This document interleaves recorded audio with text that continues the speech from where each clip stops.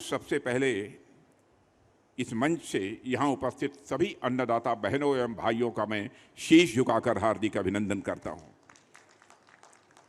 आप सभी के बीच इस उन्नत कृषि महोत्सव में आकर सचमुच मुझे बेहद प्रसन्नता हो रही है, क्योंकि मैं भी किसान परिवार से ही आता हूँ, गांव का ही रहने वाला हूँ।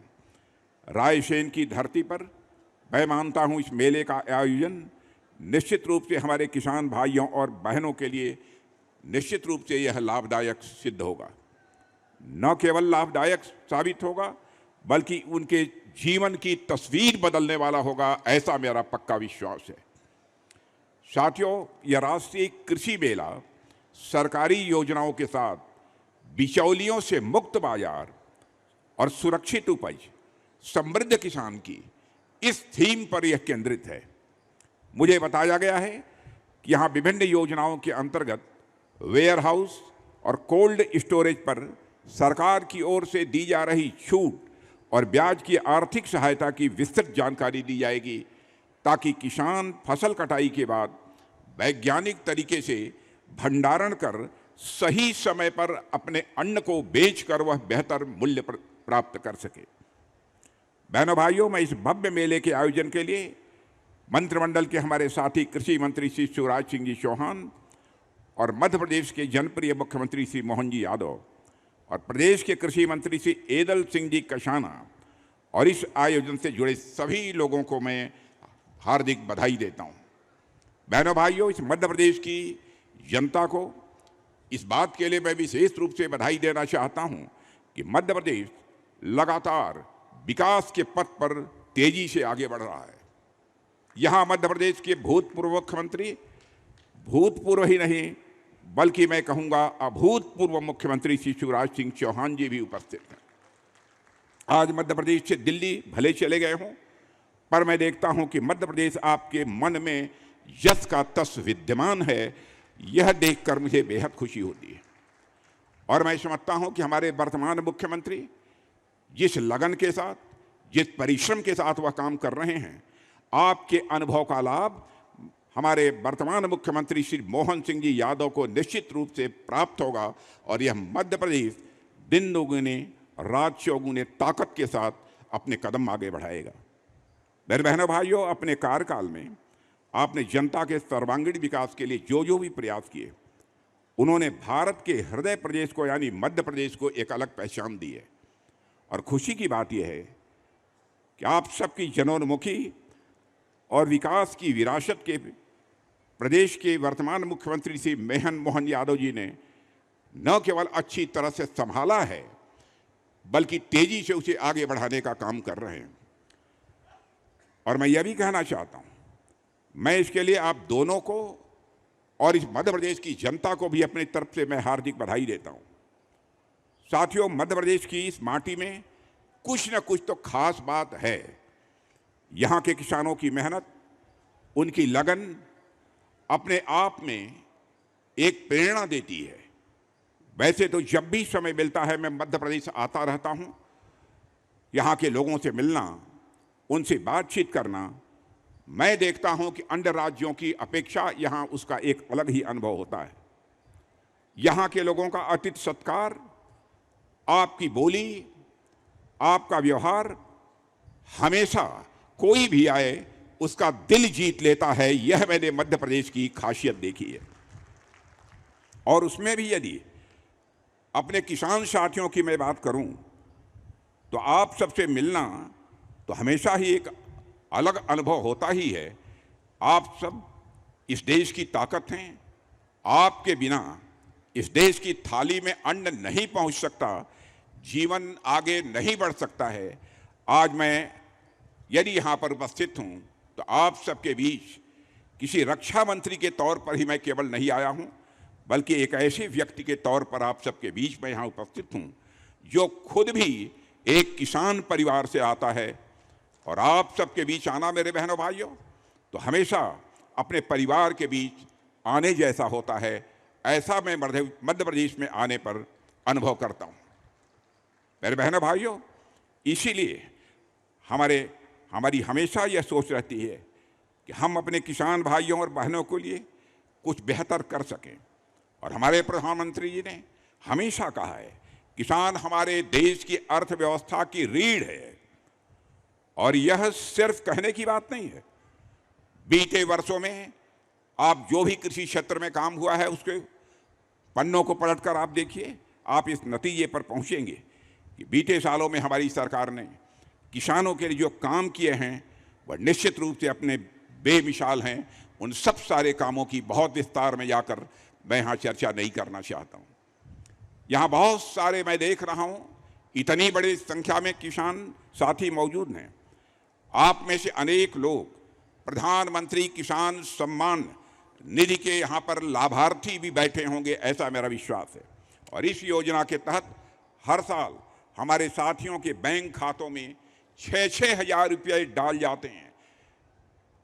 पहले यदि 6 हज़ार रुपया किसानों को यदि कोई देने की भी कोशिश करे तो आधा का आधा पैसा तो दूसरे लोगों की जेबों में चला जाता था, बामुश्किल आधे से कम पैसा किसानों को मिला करता था। लेकिन एक ऐसा सिस्टम हमारी सरकार ने विकसित किया, जितना पैसा दिल्ली के बैंक से निकलता है पूरा का पूरा पैसा आपके खाते में पहुंचता है, एक पैसा भी इधर उधर नहीं होने पाता है। बहनों भाइयों, मैं मानता हूं जो यह सहयोग, जो सहायता सरकार के द्वारा किसानों को दी जा रही है, यह कोई दान नहीं है। मैं मानता हूं यह आपकी परिश्रम, आपके मेहनत का यह सम्मान है। यह पैसा इसलिए दिया जाता है ताकि आप बीज खरीद सकें, आप खाद खरीद सकें, आप अपने खेतों में कोई भी जरूरी काम जो करना आवश्यक हो वह कर सकें। बहनों भाइयों, अब तक इस योजना के तहत हजारों करोड़ रुपए सीधे किसानों के खाते में गए हैं, बिना बिचौलियों के, बिना किसी झंझट के। यह आप सभी किसानों के प्रति हमारी सरकार की तरफ से एक कृतज्ञता है। और इसी तरह प्रधानमंत्री फसल बीमा योजना भी सरकार द्वारा किसान भाइयों को दिया गया, मैं मानता हूं यह सामान्य उपहार नहीं है, बल्कि यह अनमोल उपहार है। और हम यह समझते हैं खेती का काम जोखिम भरा काम है। कभी बारिश कम हो जाए, कभी बारिश अधिक हो जाए, कभी ओले पड़ जाएं, कभी कीड़े लग जाएं। पहले जब ऐसी स्थिति आती थी तो किसानों की कमर टूट जाती थी और कई वर्षों के लिए हताशा और निराशा के दौर से किसान गुजरने को मजबूर हो जाता था। लेकिन अब सरकार ने फसल बीमा योजना को बहुत ही पहले के अपेक्षा मजबूत किया है। अब कुदरती आफत से आपकी फसल यदि खराब हो जाती है तो उसके बदले में आपको मुआवजा मिलता है और ये मुआवजा सीधे आपके खाते में आता है।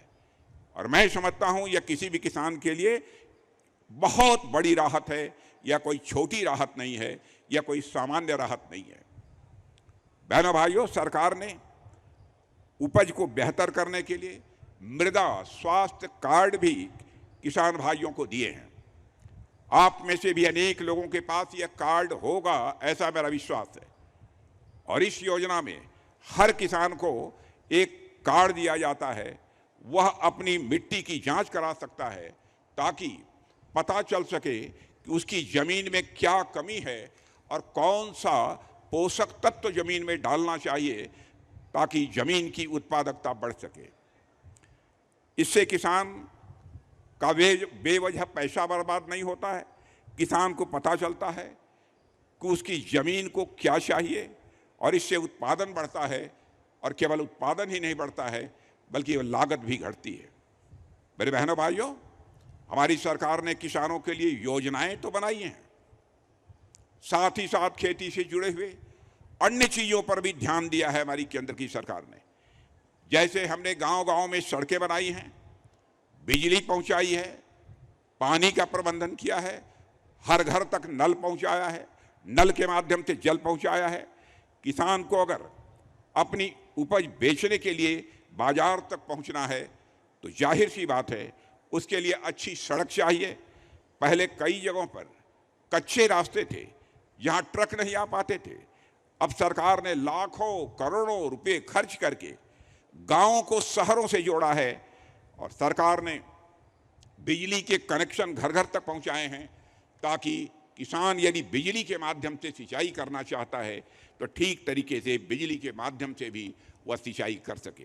मेरे बहनों भाइयों, हमने देश भर के मंडियों को ऑनलाइन किया है ताकि किसान एक जगह पर बैठकर देश में कहीं भी जहां भी अपनी उपज को बेचना चाहता है, घर बैठे बैठे अपनी उपज को बेच सकता है।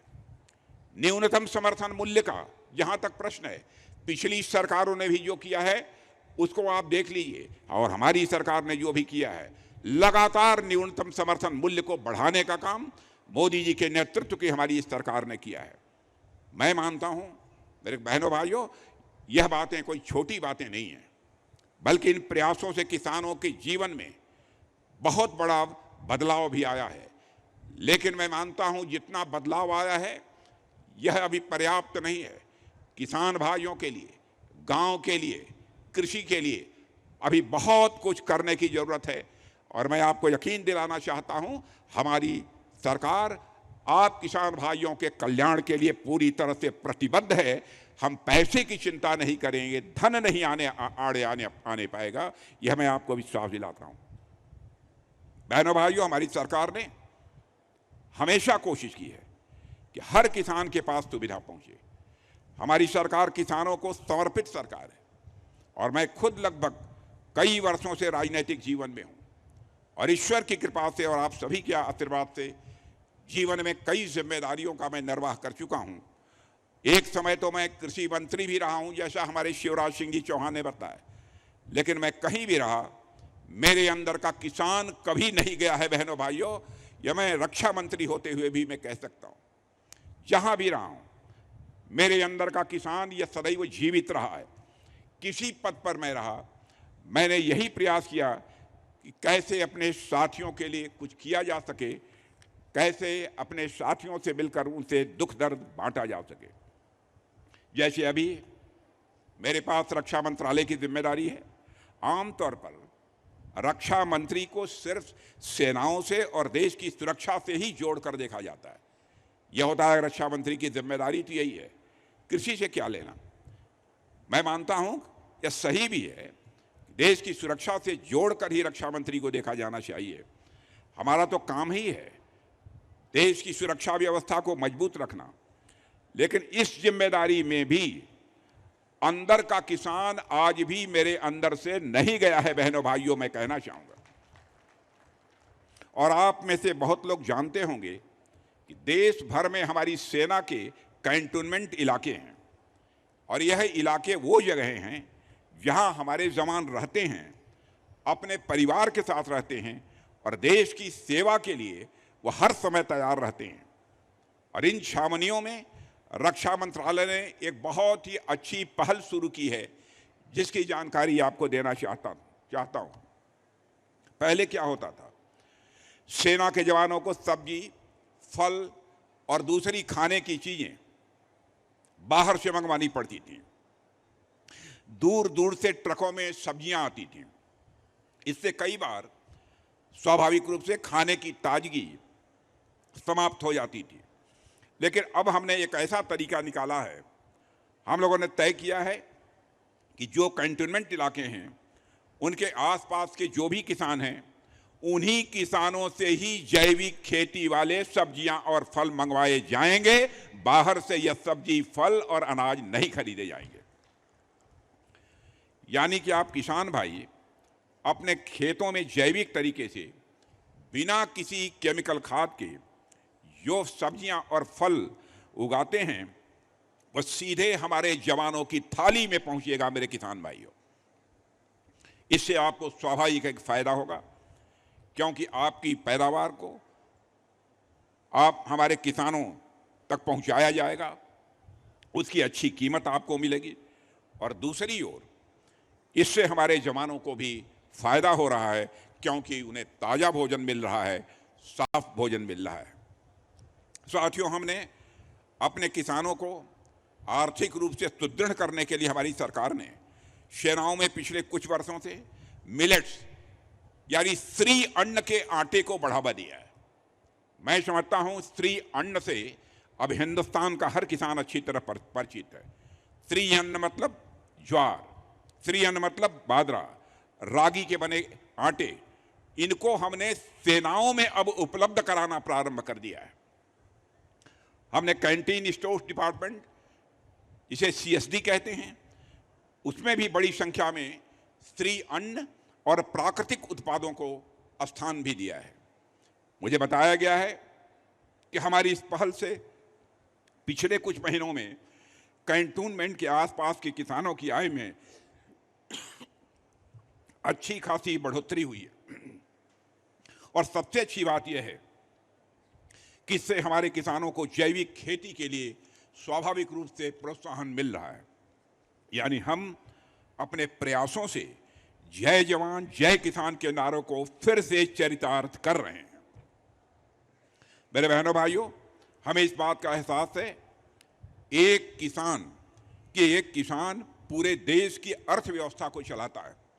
मैं यह बात पूरी जिम्मेदारी से फिर से कह रहा हूं, एक किसान पूरे देश की अर्थव्यवस्था को चलाता है। आपने सुना होगा, अर्थव्यवस्था 3 हिस्सों में बटी होती है। पहला होता है प्राथमिक क्षेत्र, जिसमें खेती और पशुपालन जैसी चीजें आती हैं। दूसरा होता है द्वितीयक क्षेत्र, जिसमें उद्योग धंधे आते हैं।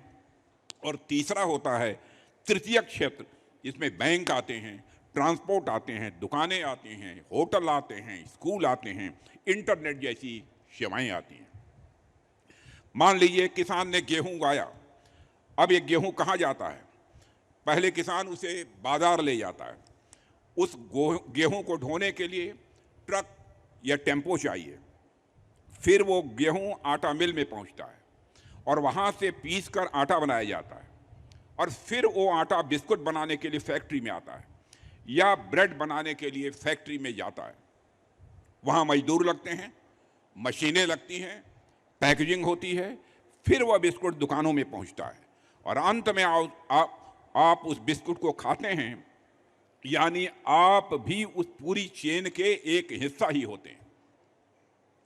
मेरे बहनों भाइयों, अगर किसान गेहूं नहीं उगाए तो आटा मिलों में कैसे काम होगा? ट्रांसपोर्ट का काम भी प्रभावित होगा। फैक्ट्रियों और दुकानों की गतिविधियों पर भी इसका स्वाभाविक रूप से एक असर दिखाई देगा। यानी कि एक तरह से किसान की मेहनत इस पूरी व्यवस्था की एक अहम शुरुआत है, जिससे कई लोगों को काम और रोजगार मिलता है। असल में किसान को देखा जाए तो वह उस आधार की तरह है जिन पर यह पूरी चेन तेजी के साथ चलती है। तो चाहे कोई भी क्षेत्र हो, कोई भी व्यक्ति हो, सबकी जड़ें किसान की जमीन में ही गड़ी हुई हैं। सबको इस सच्चाई को समझना भी चाहिए। इसलिए मैंने कहा है, किसान सिर्फ अन्न नहीं उगाता है, वह पूरी अर्थव्यवस्था को उगाता है, वह रोजगार को उगाता है, वह उद्योग को उगाता है, वह सेवाओं को भी उगाता है। किसान के बिना यह सब कुछ बेजान है। इसलिए हम हर खेती के पेशे को बड़े सम्मान की दृष्टि से हम सभी देखते हैं।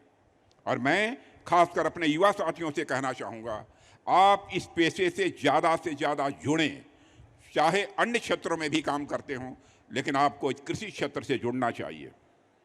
और मेरे बहनों भाइयों, आज हमारे देश का युवा आज हर क्षेत्र में शानदार प्रदर्शन कर रहा है, उत्कृष्ट प्रदर्शन कर रहा है।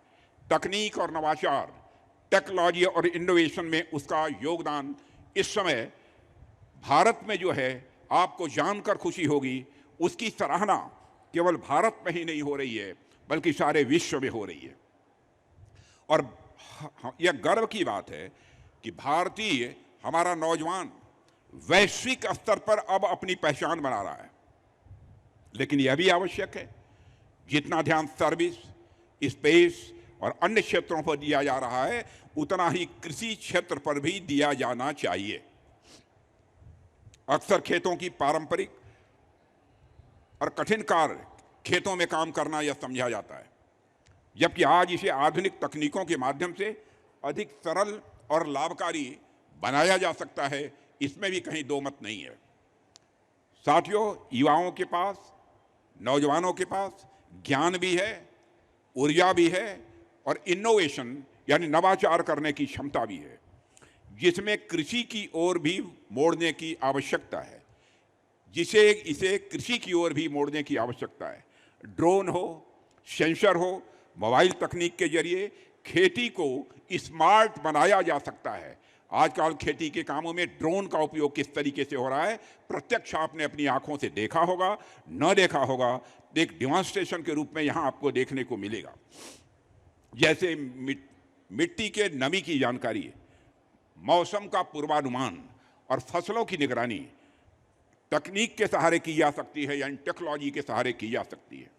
इसके अलावा बिना मिट्टी के खेती, छतों और बागवानी जैसे नए प्रयोग कम संसाधनों से अधिक उत्पादन संभव बना रहे हैं। इस समय यह सारे देश में यह सिलसिला चल रहा है। मेरे किसान भाइयों, खाद्य प्रसंस्करण, फूड प्रोसेसिंग भी मैं मानता हूं एक महत्वपूर्ण क्षेत्र है। यहां कच्चे उत्पादों को मूल्यवर्धित करके अधिक लाभ कमाया जा सकता है और साथ ही स्टार्टअप संस्कृति के माध्यम से युवा सीधे उपभोक्ताओं तक उत्पाद पहुंचाकर बिचौलियों की भूमिका को भी हमारा यह नौजवान कम कर सकता है। और इन सब की भी पर्याप्त जानकारी इस मेले में, जैसा मुझे बतलाया गया है, आप सबको दी जाएगी। आप सब वह जानकारी प्राप्त करें, यह मैं आप सभी से अनुरोध करना चाहता हूं। मेरे बहनों भाइयों, कुल मिलाकर मुझे कहना हो तो मैं कहूंगा कि कृषि क्षेत्र में अपार संभावनाएं हैं। यदि हमारा गांव का नौजवान इसमें जुड़ता है तो स्वाभाविक रूप से नवाचार बढ़ेगा, नई नई तकनीकें विकसित होंगी, किसानों की आमदनी में वृद्धि होगी और देश की अर्थव्यवस्था स्वाभाविक रूप से सशक्त होगी, मजबूत होगी। और हमारी सरकार भी हर संभव सहयोग देने के लिए पूरी तरह से तैयार है।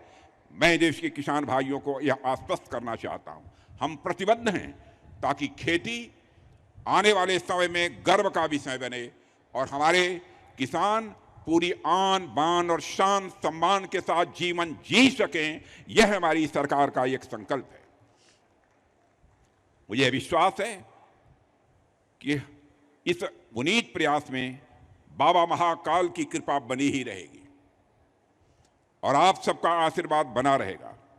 और फिर से मैं आप सबको धन्यवाद करता हूं कि आप सबने मुझे यहां पर आमंत्रित किया है। और शिवराज सिंह जी चौहान एक कृषि मंत्री के रूप में मैं देखता हूं किस तरीके से केंद्र में अपनी जिम्मेदारी निभा रहे हैं।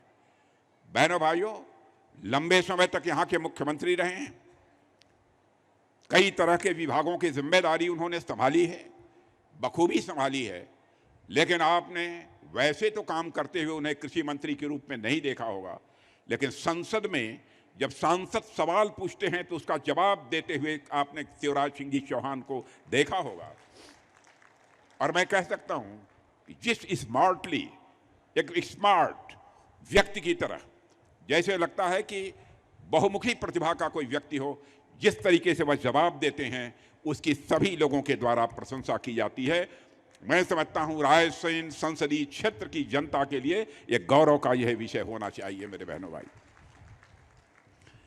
मैं ईश्वर से प्रार्थना करता हूं कि आपके खेतों को भरा रखे यह परमात्मा, और तथा देश का पेट भरने का जो पुण्य आप कमा रहे हैं उसे दिन दूनी और रात चौगुनी उसमें वृद्धि हो। इसी आशा और विश्वास के साथ इस महोत्सव की सफलता की कामना करते हुए और आप सबको धन्यवाद देते हुए अपना निवेदन समाप्त करता हूं। आप सबको बहुत बहुत धन्यवाद।